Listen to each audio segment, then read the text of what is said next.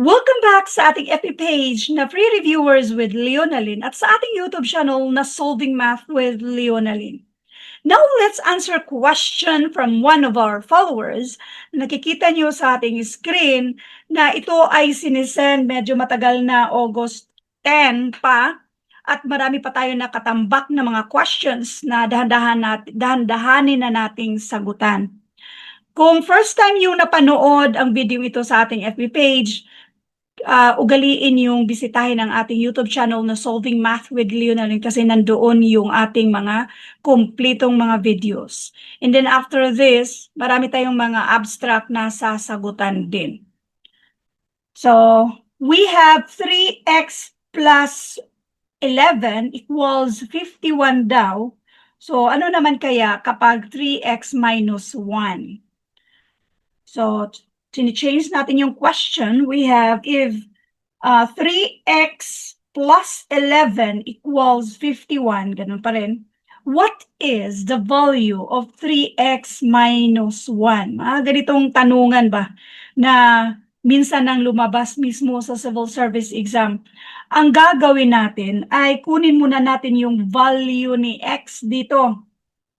So, paano ba yan kunin ang value ni x?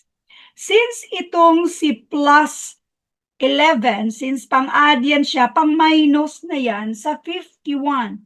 So therefore, ang matitira na lang dito ay si 3x equals, kopyahin si 51, now itong si 11 pang-minus na dyan. Para ma-isolate natin si x, or para x na lang ang matitira, since itong si 3 ay pang-multiply, pang-divide na yan sa kabila. So first, itong si 51 minusan natin ng 11 and this is 40. So si 40 ay i-divide natin ng 3.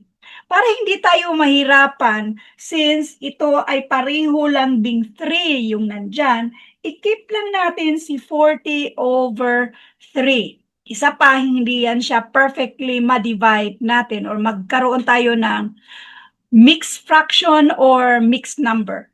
So, i-keep lang natin ang value ni x, which is 40 over 3. What is the value of 3x minus 1? Meron tayong value ni x, which is 40 over 3. Yan yung value ni x. Kung ano man yung value ni x, yan ay i-multiply natin sa 3 bago tayo mag-minus sa 1. 3 times 40 over 3, cancel na lang natin itong 3 sa taas at saka sa baba kasi itong whole number, i-multiply man natin yan sa ating 40. Pwede naman natin yan i-cancel lang, ang matitira ay si 40. 40 minus 1 and this is 39. Therefore, ang sagot dito ay 39.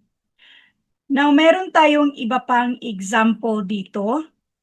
So, yung example natin sa pangalawa ay meron ng value si x which is 5. Buti pa yung x ko dito, merong value. If x equals 5, what is the value of 3x plus 2x minus x? Lahat ng mga x dito, merong value. 5 daw yung value sa ating x dito.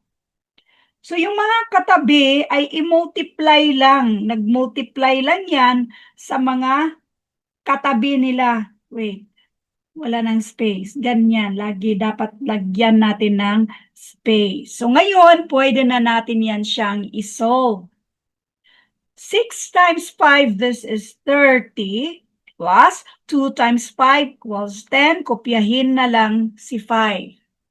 Sa addition and subtraction sa addition and subtraction sa ating order of operation, they rank equally. Kaya we will solve them whichever comes first from left to right. Nauna si addition, so unahin natin yan. This is 40. Bago tayo mag-subtract ng 5, kaya ang sagot dito ay 35. Thank you for watching and all. I hope na meron kayong natutunan sa videong ito. Thank you and God bless.